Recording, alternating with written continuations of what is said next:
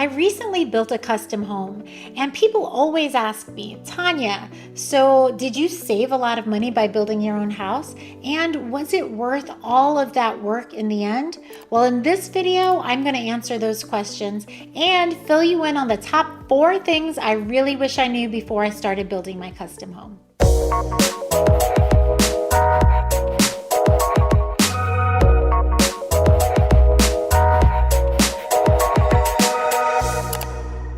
The first thing is know your land. So you have improved land, which is land that's been developed, and then you have unimproved land, which has not been developed. Unimproved land is obviously much cheaper than improved land, but it is going to be way easier for you to purchase a fully developed lot, like in a subdivision. Now, I, of course, did not do that. The good thing is that I learned so much during this process, and at least having lived through it, now I can help my clients make good decisions. First of all, you need to know everything about the land that you're considering purchasing before committing to the purchase. The listing agent should have compiled all the critical information associated with that land before listing it, like the current zoning, any disclosures pertaining to the topography of the land, the location of the utilities or lack of utilities, and a current survey of the land. In shopping for land for clients, I have found that some listing agents have everything assembled in a beautiful little package. And then unfortunately, there are some that have zero information on the property, which is always a serious red flag for me. Then I would recommend going to the city or county, and they have a lot of information that can be very useful and valuable, such as any recorded easements. You need to know if somebody has the right to pass through your land, or if you need to pass through somebody else's land to get to your house. Then I would hire a trusted engineer to review, verify, and interpret any information you have on the land. It's important that you have accurate information on zoning restrictions. What are the setbacks or the portions of the land that you're not allowed to build on? What is the topography of the land? Is it sloping in a way that's going to cause all of these drainage issues? What is the utility situation? Your engineer may say that you need to order and pay for certain tests like a perk test or a soil test to make sure that the land is buildable or that it can support a septic system. Also, I cannot stress enough, you need to know exactly where the access to the utilities are, and you need to get quotes on getting those utilities to the home site before closing on the land. Running electrical and sewer and water lines or even digging a well is extremely expensive. I ran a sewer only 200 feet and it cost me over $70,000. The cost of getting utilities could end up being more than the house itself. So getting all of this information verified may seem like a lot of work and cost before even owning the land, but it is way better than getting stuck with a piece of land that you can't even use. The second thing I wish I knew was how in-depth and lengthy it would be to get a construction loan. I thought, well, I have a down payment. I have the down payment. I own the land. We had good credit. And hey, this is not my first rodeo. I've bought several houses in the past. It'll be fine. Well, it worked out fine in the end, but the entire process took almost 5 months. And I was on it the entire time.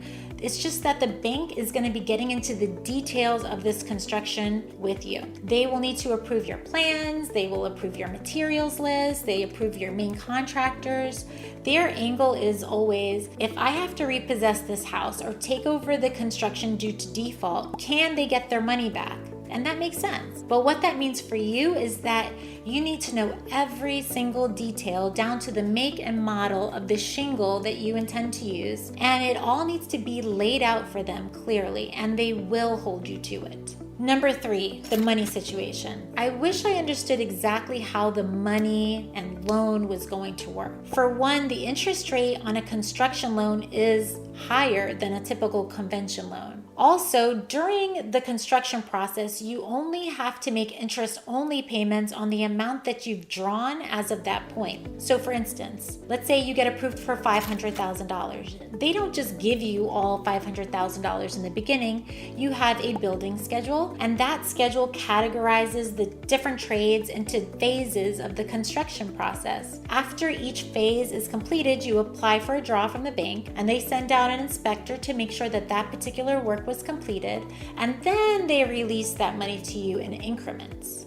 One big takeaway here is that not only do you have to have the cash for the down payment, which is usually 20%, you will also need to have cash reserves in your bank account. And it doesn't hurt to have a credit card with a high limit, because you will inevitably have to float some money until you receive that draw from the bank. And you don't want people walking off the job. And also, sometimes you need materials when you need them, and you can't just wait to get that money from the bank. So you have to have some way to cover those costs. Another thing I learned is that you have to have a rather large amount of money budgeted for overages. Initially, I had something like $25,000 budgeted for overages, but the bank would not allow that. They said that it would be impossible for me to only go over by $25,000. I thought, well, I have quotes for every single trade, so I don't understand. Why do I have to set aside so much money for overages? Well, they were right. During the course of the project, there are going to be things that happen that are completely out of your control. And there is no going back to the bank for more money after construction already starts. So I literally budgeted 20% of the house price for overages, and I used every bit of it. For example, my land sits high up on a hill, and it turns out that concrete trucks couldn't make it up the hill. So we had to get a pump truck that stayed at the street level and then pumped the concrete up to the home site. And just like that, bam, $5,000, and there's nothing you can do about it.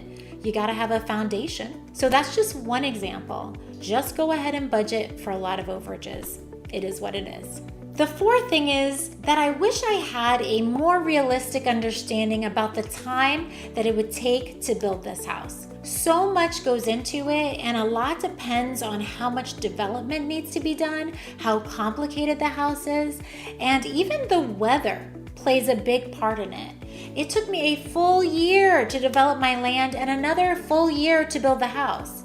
And if you would have told me in the beginning of this process that it would be 2 years before I could move into the house, I would have thought you were crazy. But I had no idea. Upon further research, I found out that the average amount of time to develop property and build a custom home is actually 3 years. I think had I known that from the beginning, I would have managed my expectations better, and I probably would have been way less stressed out. I would have waited to sell my old house until after I had developed my land and I had permits in hand. I put a lot of pressure on myself to get this house done and fast because I felt like I displaced my family way too early, and I felt responsible. Live and learn. Well, that was my journey, and those were the top 4 things I wish I knew before I decided to build a custom home. I also want to mention that a lot of these things that I got into were because I was trying to save money, and by getting involved, I did save a lot of money. Trust me, I did. I was on site for every material delivery. I counted every piece of wood. And do you know that every single order was shorted by something? So I did save money. But like I said, a lot of the undertaking was because I was trying to save every penny so that I could build the best possible house I could afford. Now, if I had unlimited funds, well, then I would have just sat back and relaxed and moved into my house at the end of it and would have been as happy as can be. But that wasn't the case for me. So I did save money. But did I save money as opposed to building a production home or a mass-produced home? I believe the answer is no. Building a custom home is going to be more expensive no matter how you slice it. Production home builders are able to get trades done less expensively. Think about it. A builder has maybe 5 floor plans in a subdivision,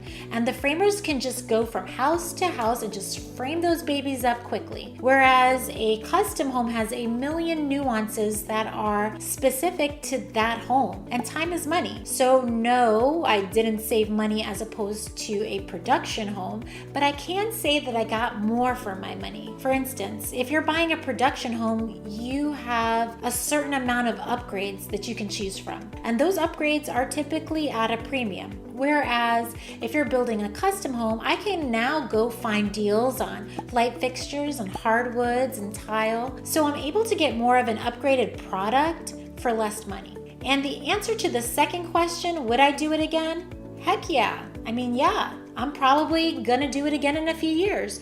That's the way to build equity and upgrade your house without having this huge mortgage payment, because you can keep rolling the money that you make from each house into the next house. Plus, I'm just so happy with the way that the house turned out. It literally has everything that I wanted. There's no wasted space, and I'm always happy to be home. I love it. But at the same time, you have to look at your specific situation.